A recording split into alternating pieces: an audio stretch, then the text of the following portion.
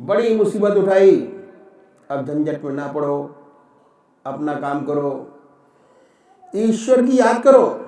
लेकिन फिर मन और आत्मा में झगड़ा होने लगा, मन ऊपर उठ गया, नहीं नहीं उसकी तकलीफ है, उसकी तकलीफ दूर करना फर्ज है, तकलीफ दूर करना बहुत ज़रूरी है। ये उन देवी के पास गए, रानी थी, बड़ी सुंदर थी। उसने प्रार्थना की, देवी तुम्हें क्या तकलीफ है? उसने कहा कि गंगा के पार जो दूसरा देश है, मैं उसकी रानी हूँ, हम एक रास्ते से आ गए, घोड़े कूदा, लेकिन अब मैं जा नहीं सकती क्योंकि मैं रास्ता मालूम नहीं, गंगा का पट चौड़ा है और गहरा है, तैरना मुझे आता नहीं। और हमारे राज का ऐसा नियम है, अगर रानी देश के बाहर रहे अकेली, अगर एक रात बाहर काटे, वह रानी नहीं रहती, पदच्युत कर दी जाती है। अगर रात रात में पार कर देती हूँ तब रानी रह जाऊंगी, रहूंगी। अगर दिन निकल गया तब मैं फिर रानी नहीं रहूंगी। मुझे गंगा के पार जाना बहुत ज़रूरी है, बहुत आवश्यक है। तैरना मुझे आता नहीं, कोई हमें पहुंचा दे पार। महात्मा जी ने कहा कि ये क्या बात है, मुझे तैरना आता है, मैं तुझे अभी पार करा देता हूँ। ठीक है, यही तो चाहिए। गंगा में घुसे, जब धार आई तो उसने कहा मैं तो गई। महात्मा जी ने कहा कि नहीं, उसने महात्मा जी का हाथ पकड़ लिया कि मैं तो भाई नहीं, हाथ पकड़कर आगे बढ़े। जब पानी और गहरा आया तो बोली मैं तो डूबी। तो कहा कंधे पे बैठा लो, उसने अपने कंधे पे बैठा लिया। वर्षों बाद स्त्री का स्पर्श हुआ था और उसके मन में खराबी हो गई, मन में विकार पैदा हो गया। मन में विकार पैदा होते ही वह तो सच्चा साधक था, उसने अपने मन की दशा का पता चला कि अरे राम राम राम, इतनी तपस्या करने के बाद भी मन की ये दशा है, हे राम राम। उसने अपने ऊपर बड़ी गिलानी आई, रोना शुरू कर दिया। जैसे तैसे उस देवी को पार उतारा। उधर क्या हुआ कि जो लोग उन्हें देखने आए थे और बहुत दिनों से देखने आते रहते थे, दूर से देख रहे थे, उन्होंने देखा और कहा कि आज तो महात्मा जी जो हैं किसी स्त्री को अपने कंधे पर बैठा कर ला रहे हैं, गंगा पार करा रहे हैं। ताली पेटी की ये बाबा है, गुफा में रहता है और उसके दिल में गुफा में रहता है। नमक छिड़क दिया, कटे पर नमक छिड़क दिया उसको। वैसे तो बहुत दुखी था और दुनिया वालों ने नमक छिड़क दिया, रो पड़ा, बिलक बिलक कर रो पड़ा। जब खूब रोया तो उस देवी को दया आई और उसने कहा कि ये राजन, तू मुझे मामूली स्त्री समझता है, मैं मामूली स्त्री नहीं हूँ, मैं तो माया का स्वरूप हूँ।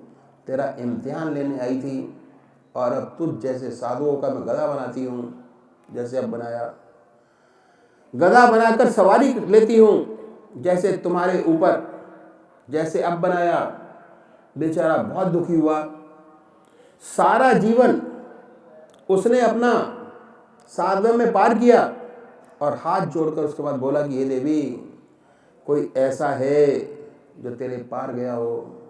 उसने कहा कि ऐसा भी है जो मुझे गधी बनाता है, मेरे काबू नहीं आता। अच्छा, ऐसा भी है तो एक दो का नाम बता दो ताकि दर्शन करके पार हो जाऊं, जीवन सफल हो हमारा। एक दा नाम बताओ। देवी ने कहा कि चलो जाओ, बनारस में कबीर साहब हैं, ऐसा है कि मेरा गधी बनाता है, मेरे काबू में नहीं आता, उसके दर्शन करो, तेरा कल्याण हो जाएगा। अब उल्टी यात्रा शुरू हुई। 4-6 महीने में उतर कर बनारस पहुँचे। मालूम करना शुरू किया कि भाई कोई कबीर साहब यहाँ है, कोई बताए नहीं। कबीर साहब को तुम जानते नहीं, जिससे पूछो वही कहे कि भाई हम नहीं जानते कि कबीर कोई साहब कोई है। सोचा देवी ने कहा है तो कबीर साहब जरूर होंगे। बहुत घूमे, बहुत फिरे, बहुत देखा, बहुत पूछा, और सबने यही कहा कबीर साहब को हम नहीं जानते। एक कबीर जुलाहा है, अगर उस जुलाहे को देखना चाहते थे बरगद के पेड़ के नीचे अपना ताना बनना बोल रहा है, उसके पास चले जाओ, उसे तो हम जानते हैं। कबीर जुलाहा है, लेकिन कबीर साहब तो यहाँ कोई नहीं है। उसने सोचा वहाँ जाकर शायद किसी असली कबीर का पता चले, कबीर जुलाहे कोई देख ले। तो ये राजा कबीर साहब की तरफ बढ़ा। कबीर साहब ने दूर से ही देख लिया कि आज एक सच्चा जिज्ञासु चला आ रहा है, एक ऐसा व्यक्ति चला रहा है जिसके हृदय में सच्ची तड़प है परमात्मा के पाने की, अध्यात्म के पाने की सच्ची जिज्ञासा से चला आ रहा है। उन्होंने दूर से देख लिया और देखने के बाद अपनी धर्मपत्नी से कहा कि ये देवी चिराग ले आओ। पतिव्रता देवी थी, गई और चिराग जला के ले आई। जब तक ये गया चिराग भी पहुंच गया और कबीर साहब चिराग एक के ढूंढना शुरू किया, कभी ताने में कभी बाने में, लेकर चिराग पसीने पसीने हो रहे हैं, ढूंढ रहे हैं। अब ये साधक जो राजा था वहाँ पर पहुँच गया और बैठकर तमाशा देखने लगा कि चिराग से क्या कर रहे हैं।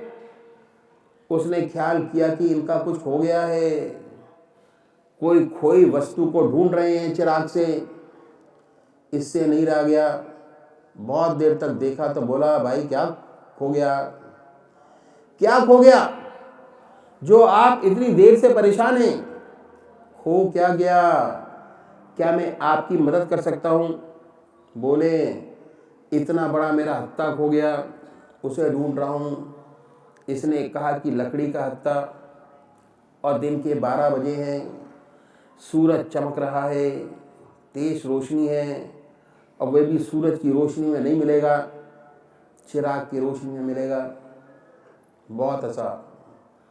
बोले अजीब आदमी है, इतना बड़ा सूरज निकल रहा है, इतनी चमक है, और आप चिराग लेकर ढूंढ रहे हैं। कबीर साहब रो पड़े और रो के कहने लगे कि यही तो मुसीबत है। वह परमपिता परमात्मा और मनुष्य के हृदय में सूर्य की तरह विराजमान है,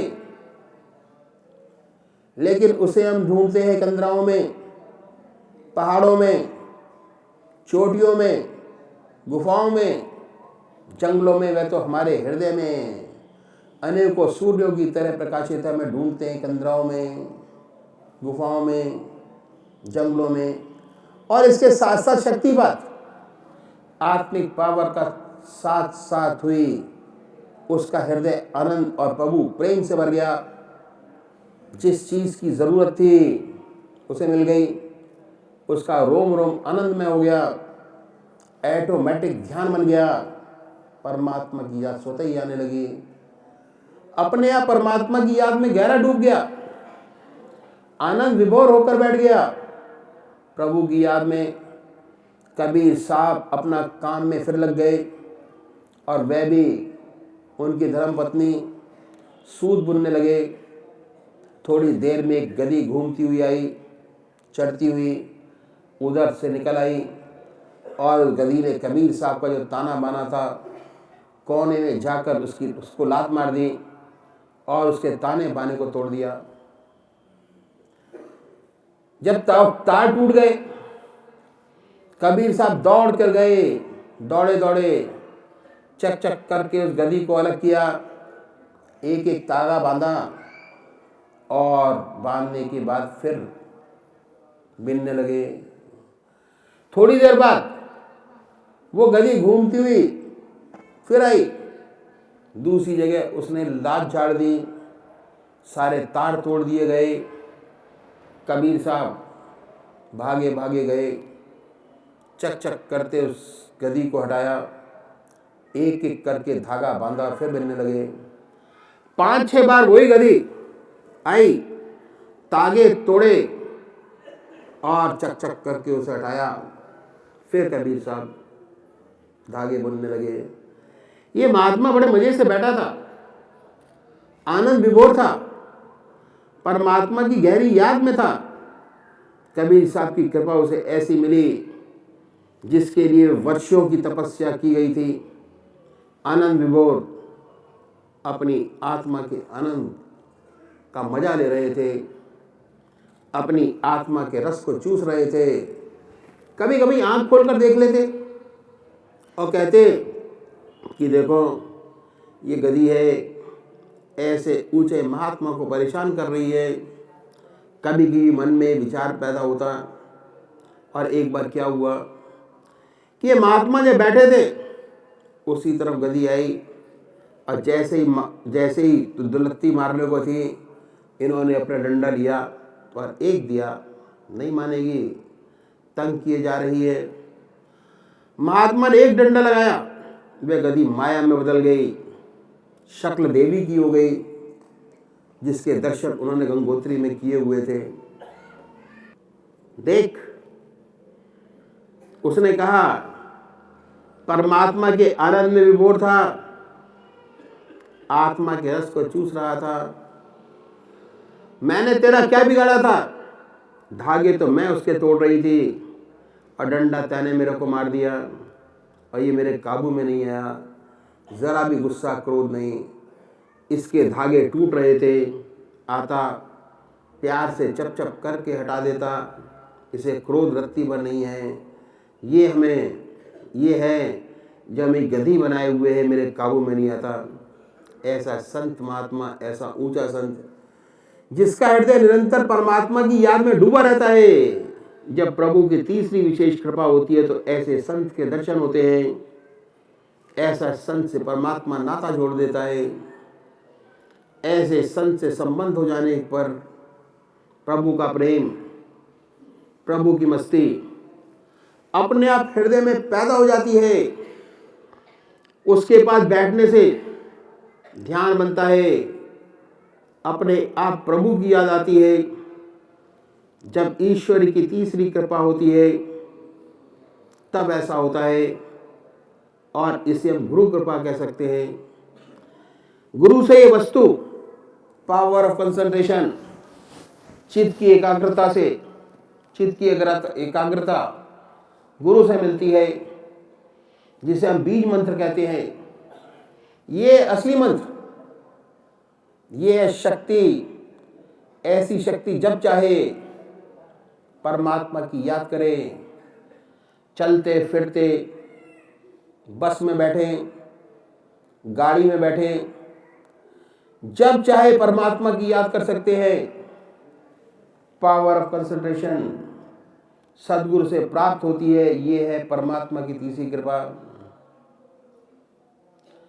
एक किस्सा और परमात्मा की याद का मैं याद आ गया। अपने दादा गुरु महाराज महात्मा रघुबरदास जी महाराज कानपुर में थे। महात्मा रामचंद्र जी महाराज के छोटे भाई, कानपुर में उनका सत्संग चलता था। बड़े विख्यात महात्मा हुए। उनके नाम से आज भी संत शिरोमणि रघुबरदास मार्ग करके सड़क का नाम है कानपुर में। वहीं पर उनका निवास स्थान था। बहुत ऊंचे गृहस्थी महात्मा हुए। भाई दुर्गा शरण बहुत सच्चे व्यक्ति थे, बहुत ऊंचे अध्यात्मवादी। उनके जीवन की एक घटना मैं आपके सामने रखूंगा। बड़े सज्जन व्यक्ति थे, बड़े अध्यात्म की खोज में थे। सच्ची अध्यात्म की खोज में तो क्या हुआ कि उन्होंने अपने जीवन में एक महात्मा, एक साधु सन्यासी से भेंट हो गई। उस सन्यासी ने उन्हें कुछ चमत्कार दिखलाए और चमत्कार में पढ़कर बहुत प्रभावित हुए। बाबू दुर्गा शरण ने कहा कि मैं तो महाराज आपसे राम नाम दे दें तो मेरे ऊपर बड़ी कृपा हो जाए, मैं सच्चे रास्ते पर लग जाऊं। उन सन्यासी ने कहा कि भाई मैं तो सन्यासी हूँ, सन्यासियों को राम नाम देता हूँ, गृहस्थियों को नहीं देता। कहा नहीं महाराज, किसी तरीके से कृपा करो, थोड़ा राम नाम हमें भी मिल जाए, हमारा जीवन भी बन जाए। बहुत कहा तो कहा ठीक है, हम तुम्हें राम नाम दे देंगे। तुम जानते हो कि राम नाम में क्या करना पड़ता है? आत्मसमर्पण। आत्मसमर्पण के राम नाम बगैर नहीं मिलता। कल रात्रि में आप आ जाइए, मैं तैयार हूँ आत्मसमर्पण के लिए। कल रात्रि में आप अपने घर में जितना सामान है लेकर आ जाइए। बहुत अच्छा महाराज, जैसी आज्ञा। वह तो बेचारे जो जैसा था सारा सामान एक पोटली में बांधा और रात के 10 बजे महाराज की कुटिया में पहुंच गए। महाराज ने कहा कि अगले दिन आना। महात्मा ने कहा कि देखो, हम तो महात्मा लोग हैं, माया को हाथ नहीं लगाते। गंगा के किनारे में उनकी झोपड़ी थी।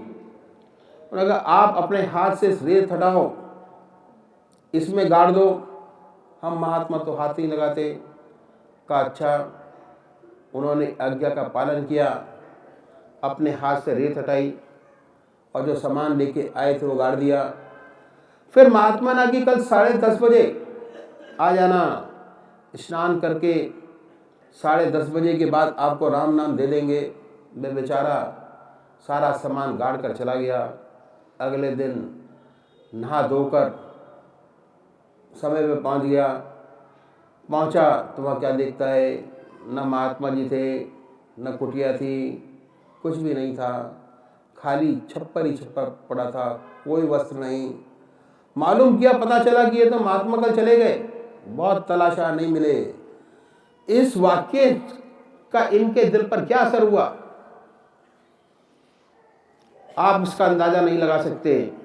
जिसने अपने घर की कमाई बांधकर कुटिया के से अपने हाथ से अपने आप रख कर आया और राम नाम भी नहीं मिला, महात्मा जी चले गए। इन्होंने देखा, नहीं मिला। इसका इनके जीवन पर ऐसा असर पड़ा कि इन्होंने बाहर जाना बंद कर दिया। न मंदिर जाते, नहीं प्रवचन करते, घर में बैठ कर रोते। हे भगवान, तेरे चरणों में आना चाहता था, मेरे साथ ये हुआ, ना इधर का रहा ना उधर का। कई वर्ष बीत गए रोते रोते। फिर कोई उनका मित्र था, देखो भाई मेरे साथ ऐसा हो गया। वह तो ठीक है, हम तुम्हारा रोना ठीक कर सकते हैं। वे कैसे? मैं तुम्हें ले चलता हूँ एक महात्मा के पास। बोले अच्छा, लेकिन वह गृहस्थी है। हम गृहस्थी महात्मा के पास ले चलेंगे। फिर हंसकर ये बोले कि सन्यासी ने तो ये कर दिया, पता नहीं गृहस्थी वाला महात्मा क्या करेगा। सन्यासी ने तो ये हाल कर दिया। उन्होंने कहा कि नमस्कार, मैं अपने घर पर ही ठीक हूँ, मैं नहीं कहीं जाना चाहता। इन्होंने कहा ऐसी बात नहीं, आप चलो, आपका रोना बंद करा देंगे, आप चलो सही जगह।